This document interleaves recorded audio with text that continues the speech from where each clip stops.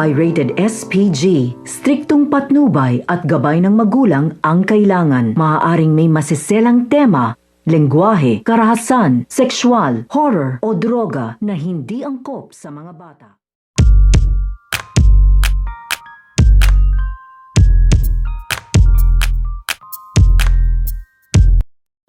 Ang makikita nito nga ni Aling Elizabeth Ambo at ito nga si Presidente Oscar na ito nga si Caldo Dalisay ay pumasok nga ito dito nga sa sementeryo kung saan nga sa daan upang makarating nga sila dito nga sa paliparan upang makipagkita nga sila dito nga kay Lily, kay Renato at dito nga kay Arturo. Dahil ito nga si Aling Elizabeth at ito nga si Ambo ay nakita nga nila dito ito nga Talcos Aguila at ito nga si Caldo Dalisay, kaya agad-agad nga nila ditong pinaalam dito nga kay Presidente Oscar at pumasok nga din sila kaagad dito nga sa sementeryo upang sundan nga dito kung saan nga pupunta ito nga sila Caldo Dalisay at ang Talcos Aguila. At laking gulat nga nila dito nang makita nga nila na ito nga si Caldo ay bit-bit nga dito ito nga peking pangulo na ito nga si Mariano at nakipagkita nga sila dito nga kay Lily, kay Renato at dito nga kay Arturo. Kaya ito nga si Presidente Oscar ay palaisipan nga sa kanya kung ano nga dito ang binabalak o pinaplano nito nga daw ni Caldo at kung bakit nakipagkita nga daw ito dito nga daw kay Lily, kay Renato at dito nga daw kay Arturo. At ito naman si Presidente Oscar ay nakapag-desisyon na nga rin ito na nalantad na nga daw siya at makikipagkita na nga rin daw siya dito nga daw sa kanyang mga kalaban.